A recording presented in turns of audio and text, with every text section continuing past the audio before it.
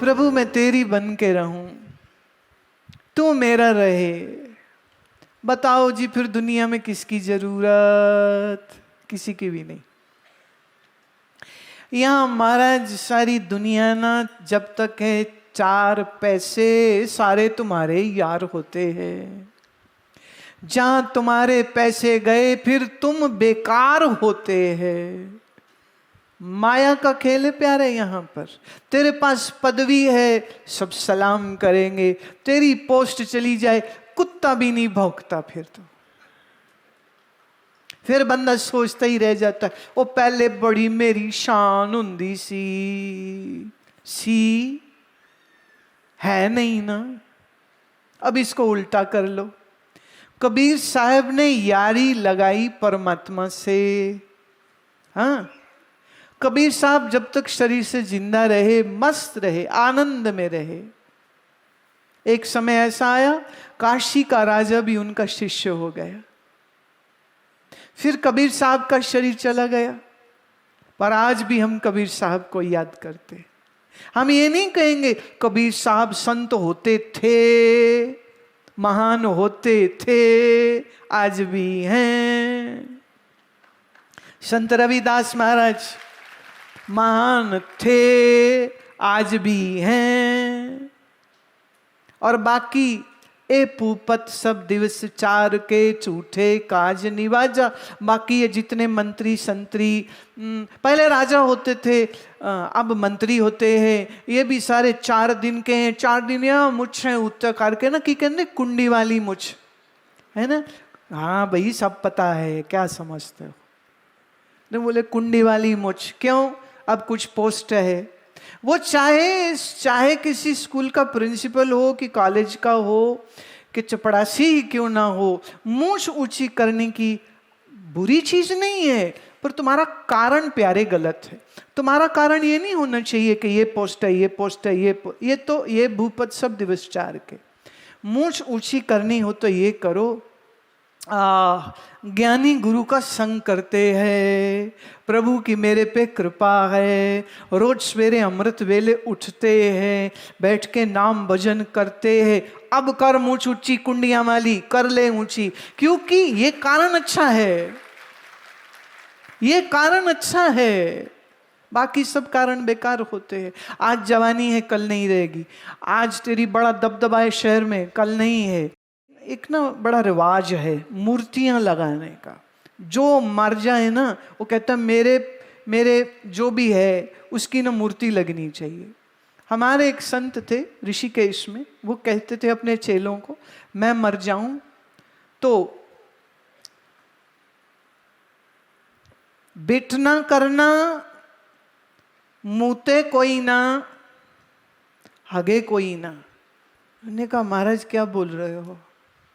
कहते देखो अगर तुमने मेरी मूर्ति बना दी तो चिड़िया तोते आके ना मेरे मूर्ति पे बीट कर रहे हो, उनको क्या पता कौन है ये, किसकी मूर्ति है? वो तो आके बैठ जाएंगे। अब जहाँ बैठेगा चिड़िया तोता कबूतर, वो बीट कर देगा, तो मूर्तियों पे बीट लगी रहती। तो कहते मेरी मूर्ति ना बनाना, चिड़िया तोते बीट करेंगे, कुत्ते मूतेंगे। कुत्ते को क्या पता है कौन है? वो उसने जहां देखी पक्की जगह टांग उठानी, उसने मूत कर देना। तो बोले कुत्ते मूते ना, और बोले गधे हगे ना। गधा है वो कहीं भी गोबर कर देता है, और गधा देखो कहीं भी सिर झुका के खड़ा हो जाता है, कहीं भी। वो कहते हैं अब जो इंसान मुझे जिंदा रहते नहीं मिले, ज्ञान का लाभ नहीं लिया, वह आके मेरी इस मूर्ति के सामने सिर झुकाएं तो सारे खोते हैं, गधे ना आके हगते फिरे मेरी मूर्ति के आगे। मतलब मेरी मूर्ति मत बनाना। इस शरीर की पूजा नहीं करनी तुमने। जो ज्ञान सुना रहा हूं उस ज्ञान को अपने अंदर तुम ले जाओ। ये मेरी असली पूजा ये होगी कि तुम ज्ञानी बनो, भक्त बनो, संत बनो, भगवान के प्रेमी बनो, बाकी मेरी मूर्तियां मत बनाना। तो उनके शिष्यों ने उनकी कोई मूर्ति नहीं बनाई। एक सिर्फ फोटो थी उनके पास जो उसने मुझे दिखाई कि थी ये हैं जिन्होंने इस ज्ञान की राह पे मुझे लगाया। बड़े साधारण से महात्मा थे, सफ़ेद कपड़े पहनते थे और ज्ञान की अमृत वर्षा वो सबको देते रहे। पर बड़े त्यागी महात्मा, बड़े अच्छे महात्मा। आपने उनका नाम नहीं जाना, लेकिन आपने उनका काम आज मुझसे सुन लिया। आज से कोई 70 साल पहले वो हुए थे। नाम से क्या लेना देना, नाम तो रहने ही दीजिए। नाम तो सिर्फ परमात्मा का है, बाकी तो इंसान के नाम बनते हैं, मिट्टी में मिल जाते हैं, थोड़े समय बाद सब भूल जाते हैं। लेकिन हम किन को याद रखते हैं?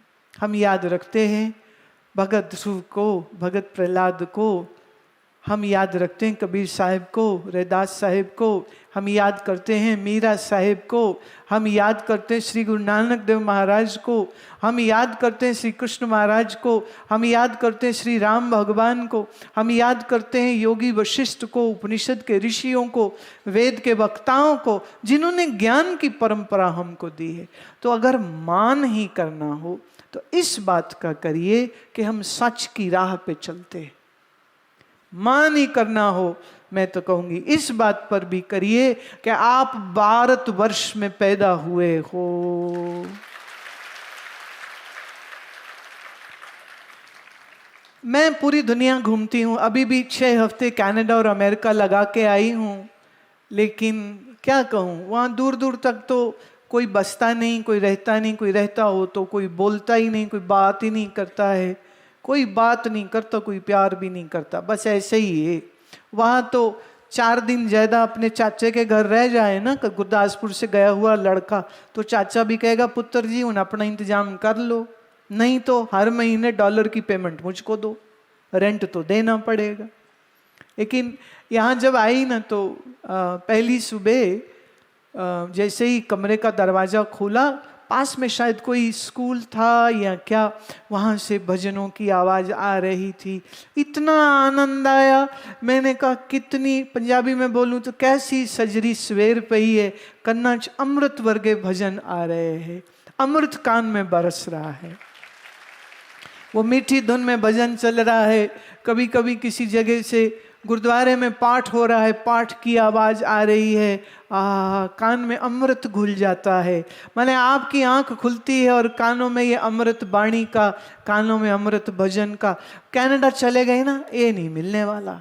वहाँ पता क्या मिलता है, नीचे किसी ने बनाया पराठा, धुआं उठा, स्मोक अलार्म बज जाता है, जोर जोर से इतनी भयंकर गंदी आवाज़ आती, और वो ज़्यादा देर बज जाए तो फायर ब्रिगेड से कोई ना कोई आ जाएगा और हल्ला हो जाएगा और शोर हो जाएगा। तो इसलिए वहाँ जब कोई पराठा बनाना हो ना तो सारी खिड़कियाँ खोल के ताकि धुआं बाहर निकल जाए।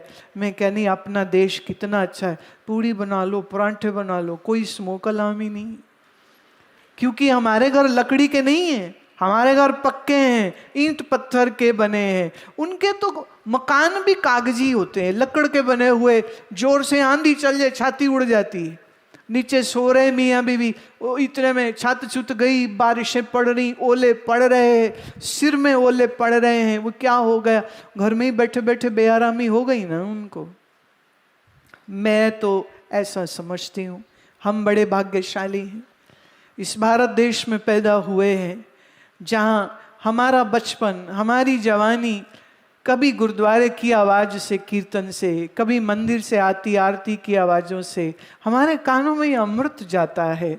और हमारे आसपास कहाँ पर भी कोई न कोई संत, कोई महात्मा, कोई सत्संग, कोई कृपा करने वाला ऐसा महापुरुष जीवन में आ सकता है जो आपको साधारण जीवन से ऊंचा उठा के आपके अंदर एक ज्ञान वाला और रब्बी जीवन जीने की ताकत और सोझी और समझ बूझ वो हमको प्रदान कर देते हैं।